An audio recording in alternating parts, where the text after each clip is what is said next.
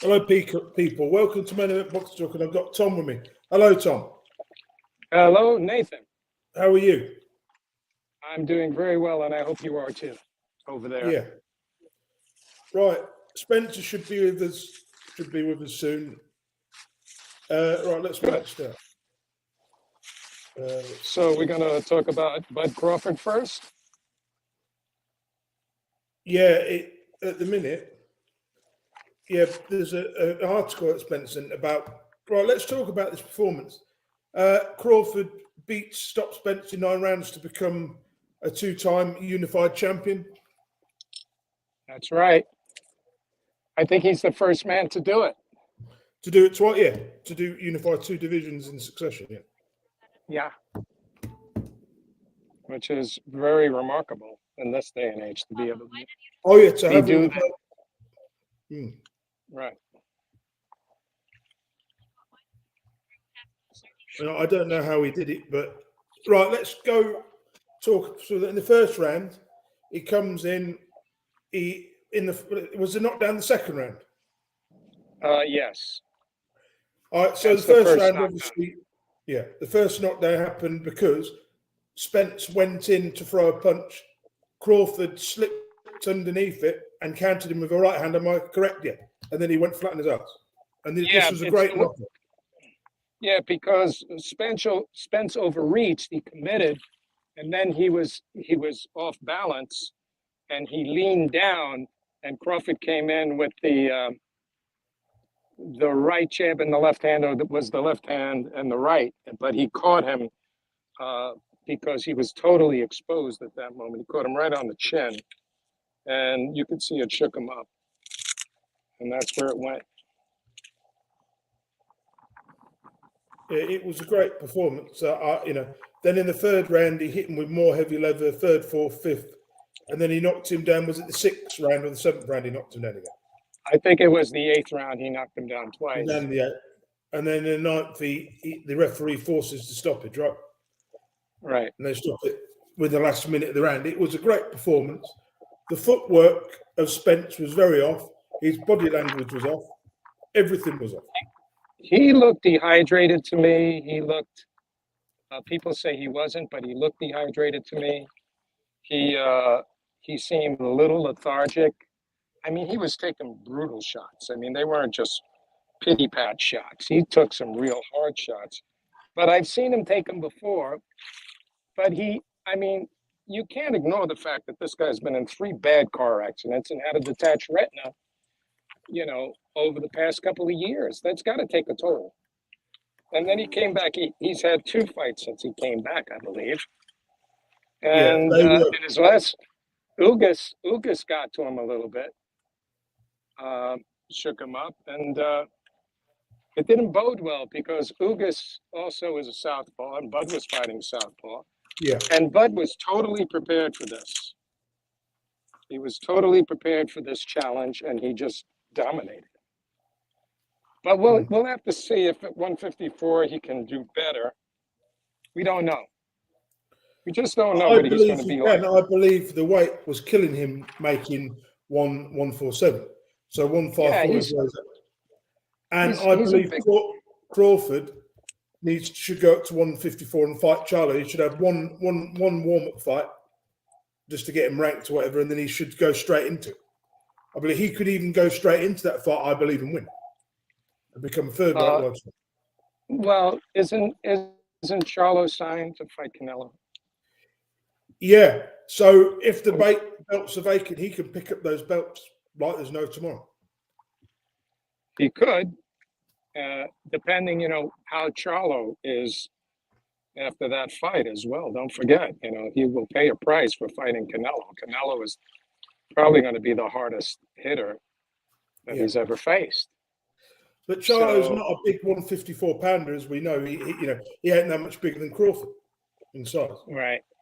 And this fight is like, why? And I think Charlo has a great deal of punching power. He's already been exposed. He's already lost a fight. I don't think he's anything special. I just don't see anything in it. I never have. Well, he is the unified 154 champion. They're going to strip him I think if once he comes into the ring, the WBO is going to strip him and make Tim Tszyu the champion. I believe Terence Crawford destroys Tim Tszyu or any of those guys at 154. Well, they're bigger, they're stronger than guys at 147, but I think at this point, given his age and his record, he can fight a couple of fights up there and do well. Whether or not he'll unify the division. Walk away from the sport now. By rights, he could walk away from the sport now, which is what I think he should really do. But hey, if you can get a few more multi-million dollar paydays, then why not? You know, he's at the age now, 45, where he can suffer a shock loss. You know, that's what happens. Right. He can, but, you know, it's hard to say with him because he's so great. I mean, we've been saying for the past 5 years, at least, that he was pound for pound. I remember having this conversation before then, you know, about him being pound for pound with you and with Spencer. And I don't think there's any doubt about that in terms of like what he's done in his career and how he's handled himself. Yeah. And he handled himself beautifully. There was not a lot of trash talk. He gave complete respect to Spence for taking the fight, you know, and it was a very mature, you know, he was very mature about it after the fight. And he says he's known him since he's the amateurs. And, you know, he knows that he's been in these, you know, he was in that car accident. He was hoping he would be okay. He doesn't want to see any fighter be injured like that. So I got to give props to the guy. You know, he's classy and he's not vindictive, you know. Right, let's go to our next subject. Lee Wood is being announced to fight Josh Warrington in October. I'll tell you what, this fight is a great fight. I think so. One fighter is on the way up, being Lee Wood, is getting better, even though he's 35. The other one, who's had a harder career and probably got a better resume overall, and the more marquee fighter is Josh Warrington. He's definitely on the slide. And at this point, carry on. Well, Warrington, based upon his last couple performances, he just started too late. And he's slower than Lee Wood. And Lee Wood is faster. I think he's a better boxer. Well, Warrington, what I'm saying is, 5 years ago, Lee Wood was fighting for the British title and was nowhere near this class. It's only because he's got better and finally got a good coach and a prime Warrington wins, I believe, from 6 or 7 years ago. Yeah, well, things changed in 6 or 7 years, as we know, right? So I'd say Wood is probably the best. You've got to say he's probably one of the better in the top two at the minute featherweights, based on his last performance against Lara, which was impressive. You know, really impressive. Yeah, and actually, having come back from a very bad knockout, I was impressed with him changing the game plan. He proved his mettle because Lara was so limited. Lara is a puncher, he's not a boxer. So he just boxed him, and that won him the fight. He even floored Lara. But Josh Warrington, in his last fight, he looked terrible. He shouldn't have even lost that fight. That guy who he lost to was a weak fighter, wasn't he? He was a weak top 10 fighter. You know, very weak fighter. Eric, don't sit here. It was, and there's nothing else you can say. But I watched that fight, and I thought at the end he was winning. He just started too late, and that guy was running around, throwing a lot of punches. He didn't land a lot of punches. He threw a lot of punches. But he lost the decision based on his reflexes. Yeah. Warrington should have retired when he beat Martinez for the title. He should have walked away. He should have never come back. You know, a prime Warrington wouldn't have lost to that Mexican guy, Lopez, who no one's ever heard of. Well, that's true. Well, I'm going to pick Lee Wood to win this. I'm going to go with you. Yeah. I'm going with you, brother. Warrington's, if you look at it, his punch resistance has gone. He doesn't have the fight in him. Like, if Lee Wood's hurt, he'll come back even harder. And I don't think Warrington's got that anymore. I think he's lost that. I agree. Okay. I agree. Yeah. But it's a cracking fight, and it's probably it could be. That's a great fight. We'll see. I think as long as he doesn't leave himself open for one of those shots, he's going to win.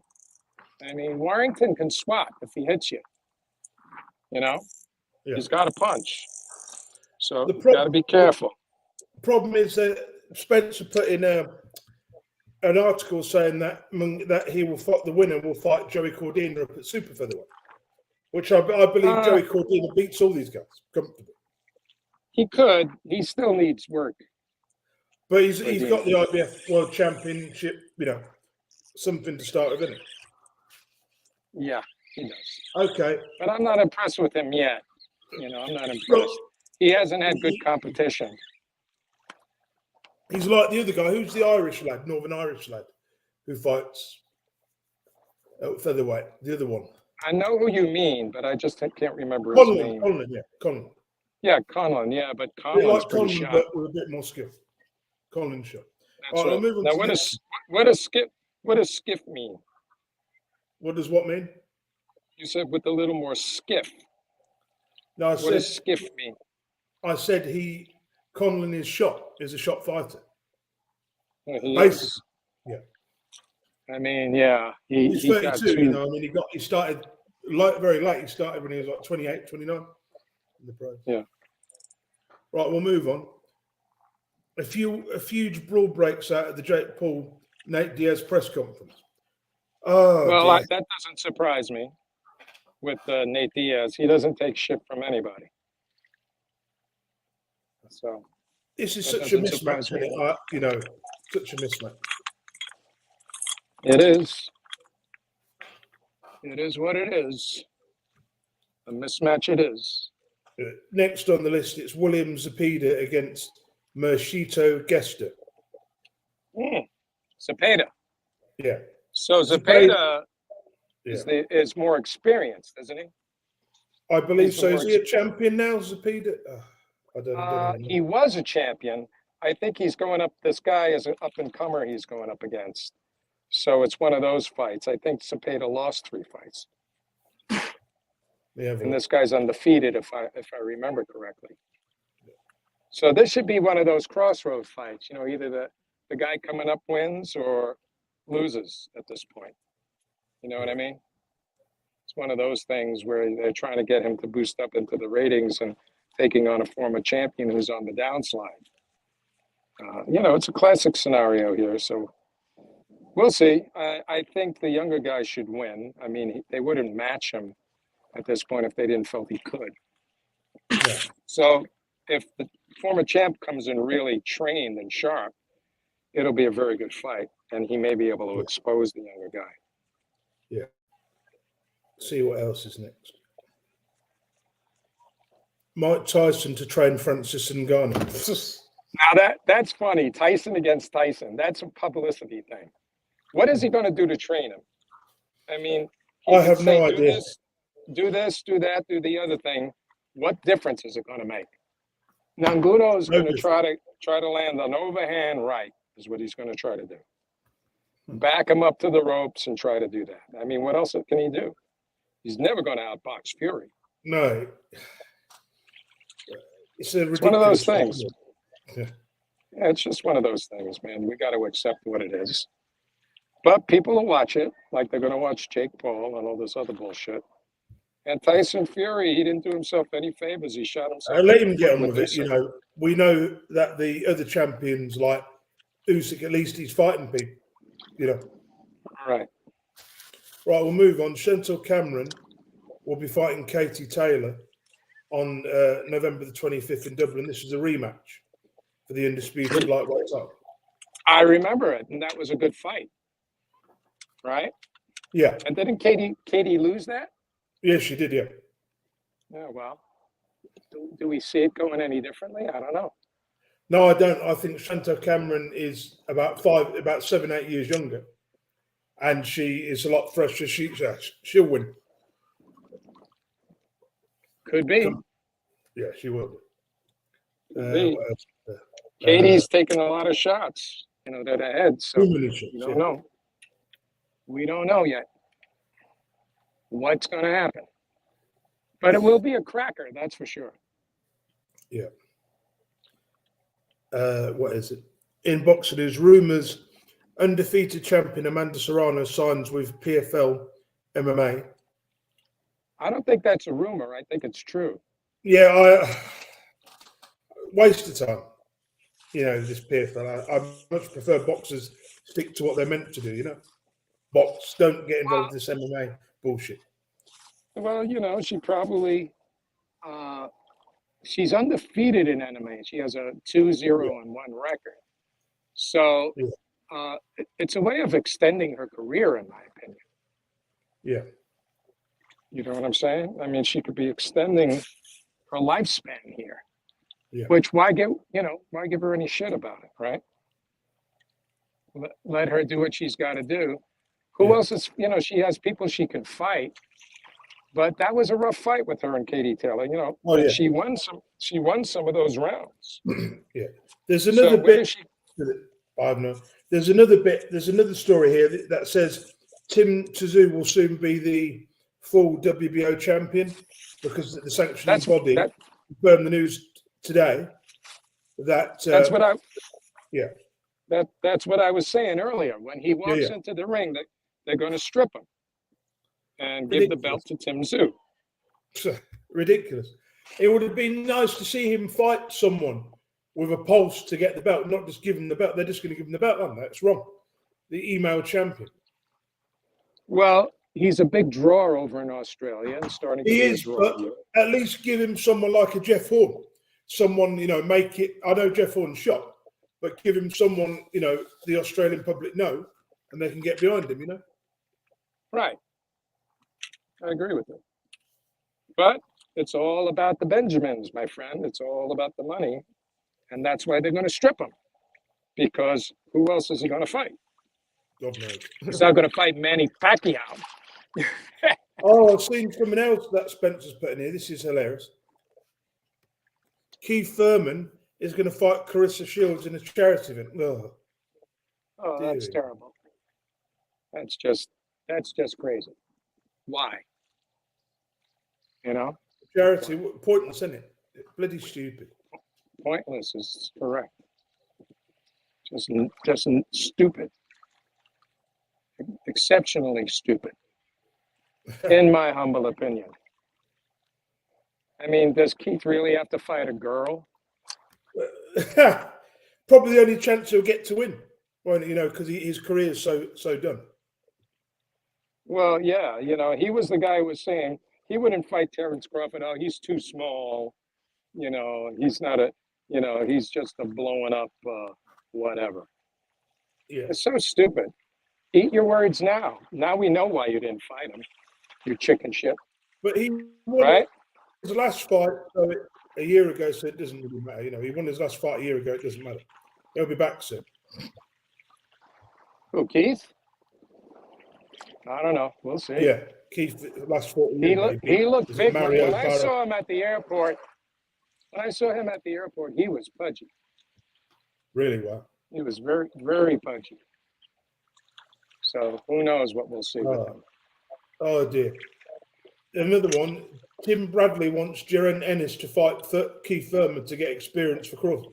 There's no way Boots Ennis is going to will ever beat Crawford at this stage. Maybe not yet. Crawford is open to it. He's open to the fight. Yeah, but that fight, Ennis is not very well known outside the hardcore boxing fans. He's a work in progress. I want to see him pick up a belt first.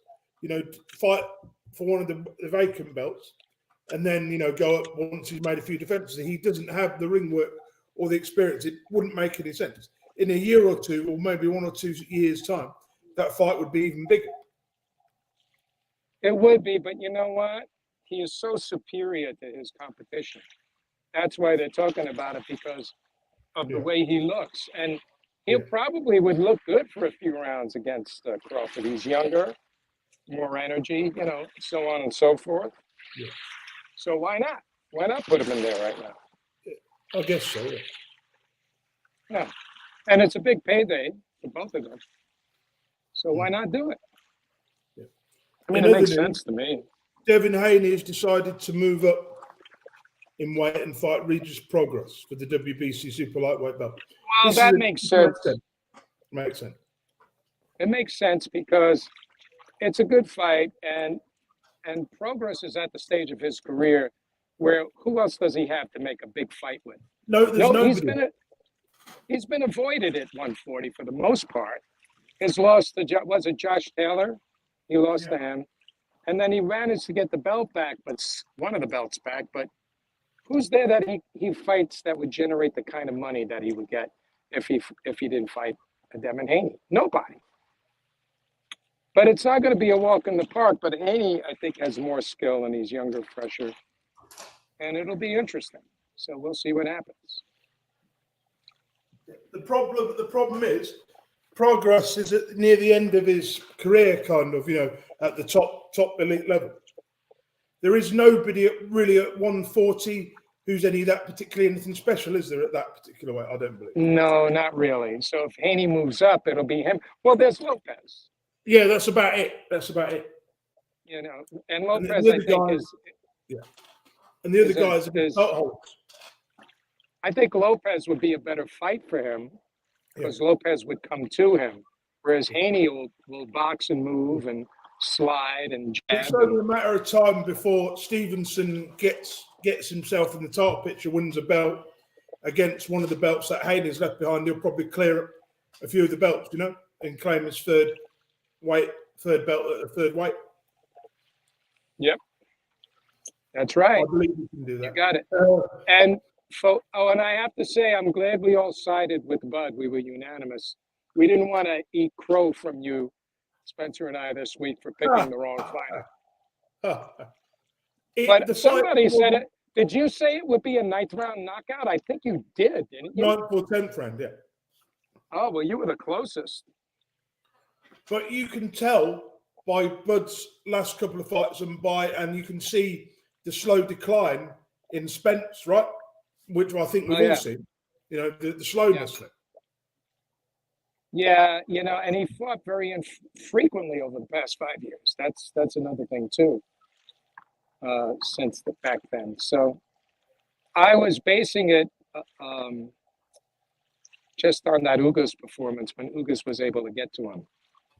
That if Ugas was able to get to him, then I knew Bud was going to definitely be able to get to him. Yeah. And sure enough, he did. He straight punches down the middle, hooks, uppercuts, just beautiful stuff from him. And he couldn't get his head out of the way. Every time he threw a punch, aimed at the head, when he was, going back, going down, going to the side, he caught him. He just doesn't fight that way. He fights straight ahead. And he's like, who was it? Teddy Atlas said he's like Terminator 1 and Bud is Terminator 2. In the Terminator 2 where they had the improved Terminator. And the improved Terminator could do all this other stuff the regular Terminator couldn't do. It was that. And I thought that was funny, but I thought it was appropriate. But I can't take a lot from Spence. He's been a great champion and a great guy. He hasn't been an asshole as a champion like a lot of these guys get. So I'm sorry it went that way. What else do we got? There isn't really anything else, but some other news that's been announced today. Derek Chisora is going to return to the ring of the Anthony Joshua undercard. Right. And an American opponent has been announced as the man in the other corner.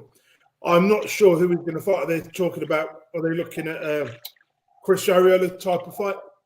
I don't think he'd be.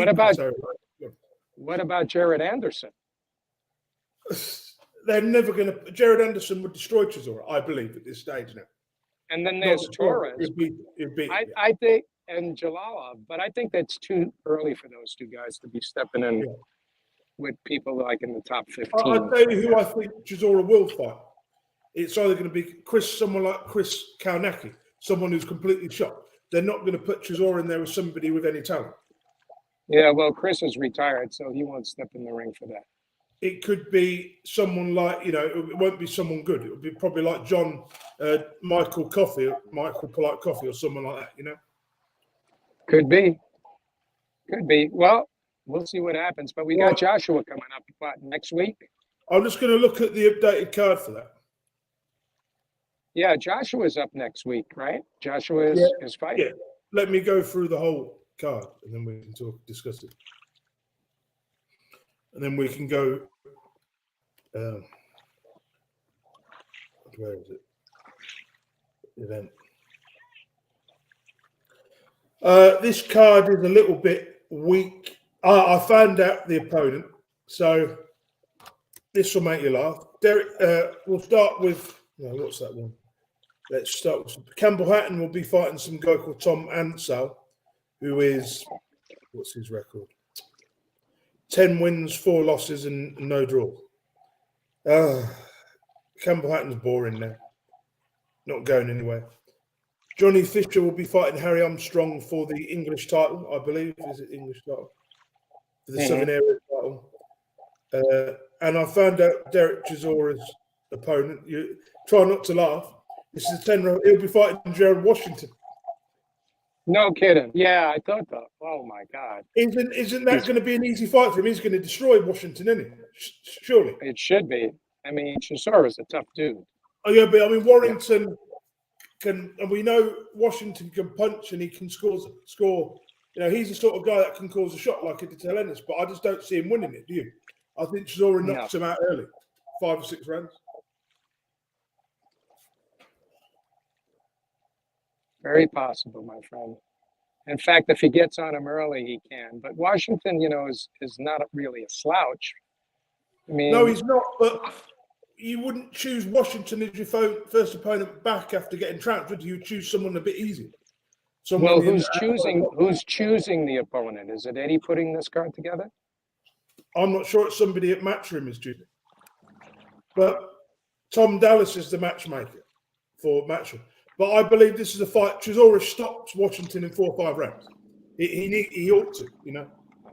Well, if he wants to stay alive in England, he would. Can't have a Yank coming over there and cleaning his clock. Because do you remember that fight he had with Pulev where he barely won it? And I mean barely. Yep. It was a good performance, that, wasn't it? I was actually impressed with him in that fight. I was too. You know, he was able to back him off and push. And Washington is very past it, isn't it? A lot more past it than what Pulev was. A lot more past than the what? Than Pulev was. Yeah. Let me look at his last fight. He lost. You know, Eli Demirician in 8 rounds. So yeah, this is an easy fight. Well, Chisora has a lot of will, and so does I forgot his name. The guy who's fighting AJ. Dillian White, but Dillian White's shot. Yeah, both. Yeah, but they have will. They have willpower. They have will to win, which is great. So they make the fights great, even though they might lose. And anything's possible when you're in the ring. So for me, Dillian White, Joshua doesn't have. How can I put this? Dillian White has to beat Joshua. Joshua doesn't have to beat him. Joshua, even if he looks awful and just about gets a decision, they're going to give Joshua a decision. They're not giving a decision to Dillian White. If he does, they're not going to give it to him. He has to knock Joshua out. Otherwise, he hasn't got a prayer. You know, Joshua. All Joshua will do in the fight will come out, jab him, stay on the outside. He's not going to go on the inside with White when he doesn't have to. He's got superior ability. He's quicker. He can keep him off just for the jab, can't he? You know. Yeah, he can. Yeah, it's going to be just another build-up for AJ to keep him on the winning streak, and but White is going to try to go after him, but that's what's going to hurt him when he tries. Yeah. If Joshua gets silly and gets hit with a left hook, it's good night. But he's not going to engage in a battle with this man. I'll let you up in a minute. I'm just about to finish this podcast. But yeah, so I believe he'll win. I agree. There's no doubt about it. You just have to box him. But if he boxes him for 12 rounds, people will start complaining. People will start booing. If this fight goes to the cards, they will boo Anthony Joshua, even if he does win. He has to get a knockout in this fight. You know. He should just follow Fury's battle plan with him. You know, even walk him into an uppercut. But even if he doesn't get a one-punch knockout, all he has to do is just box him. And even if he gets the stoppage, then great. It doesn't matter if he doesn't knock him out at one punch. Just the stoppage will be enough, you know. I agree. I agree, definitely. That'll keep his stock high. Yeah, definitely. So what else we have? Are we done? Yeah, no, that's everything, mate. Well, it was certainly enjoyable and was certainly great that Bud won and all of that happened. I'm very pleased and happy that finally he got the recognition he so dearly deserved. Yeah. So let's try to do it again next week. Yeah, I'll try and if I'm awake tomorrow and I don't then we could probably do one tomorrow as well. Well, let's see how it goes. And just give Spence the opportunity to do it. That's it. All right. Well, thank you, Nathan. Yeah, we will do another podcast. Yeah, if we can get one tomorrow, even Sunday might be a good day, mightn't it? You know, could be. Let me know. Yeah, I think I'll make sure it depends on the time. I have some rehearsals. Yeah, we really need to get this before you go. We need to get this as regular as we can because we're so infrequent with our podcasts, aren't we, these days? You know, like if we're getting better. On a Thursday or something. We're getting better. Yeah. Okay, I'll see you later, mate. All right, take care. Bye-bye. Okay, let's move. Let's move out of here. See you next week. Bye. Spot down there.